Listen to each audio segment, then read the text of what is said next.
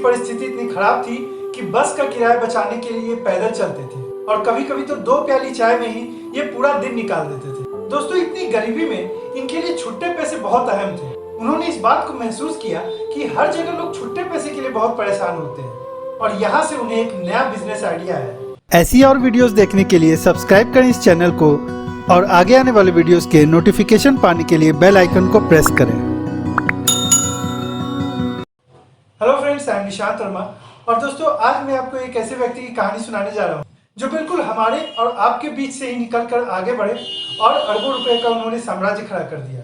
आज उनकी company India की जानी मानी कंपनी में से एक है।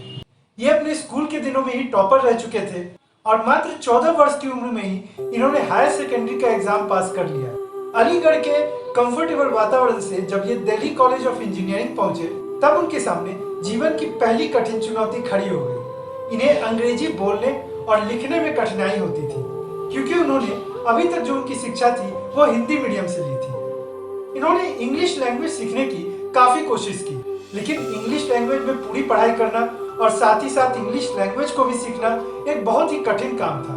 धीरे धीरे एग्जाम में इनकी ग्रेड्स खराब होने लगे और वो फर्स्ट बेंच से लास्ट बेंच की तरफ जाते चले गए और अंत में ये इतने निराश हो गए कि उन्होंने कॉलेज जाना ही पूरी तरह से बंद कर दिया। जब इन्होंने कॉलेज जाना बंद किया तब इनके पास काफी समय बच गया था। फिर उन्होंने अपने दोस्त के साथ मिलकर एक बिजनेस शुरू किया और बाद में अपना बिजनेस एक अमेरिकन कंपनी लोटस इंटरवर्स को बेच दिया और अपनी ही कंपनी में वो नौकरी करने लगे। करीब 1 साल बाद कुछ अलग करने के लिए इन्होंने इस कंपनी की नौकरी छोड़ दी। नौकरी छोड़ने के बाद इन्होंने एक नई कंपनी शुरू की जिसका नाम था 197। लेकिन इनकी ये कंपनी ठीक से चल नहीं पाई और साल भर के अंदर इन्हें काफी घाटा झेलना पड़ा। इनकी हालत इतनी खराब हो गई थी कि इन्हें एक एक पैसा बचाने के लिए काफी संघर्ष करना पड़ रहा था। इनकी परिस्थिति इतनी खराब थी कि बस का किराया बचाने के लिए पैदल चलते थे और कभी कभी तो 2 प्याली चाय में ही ये पूरा दिन निकाल देते थे। दोस्तों, इतनी गरीबी में इनके लिए छुट्टे पैसे बहुत अहम थे। उन्होंने इस बात को महसूस किया कि हर जगह लोग छुट्टे पैसे के लिए बहुत परेशान होते हैं और यहाँ से उन्हें एक नया बिजनेस आइडिया आया।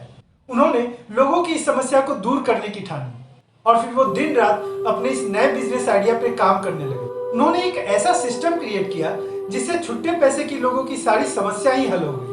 उनकी ये कंपनी आज भारत की जानी मानी कंपनीज में से एक है और उनकी इस कंपनी में चीन की जानी मानी कंपनी अलीबाबा के फाउंडर जैक मा और भारत के रतन टाटा ने भी निवेश किया है।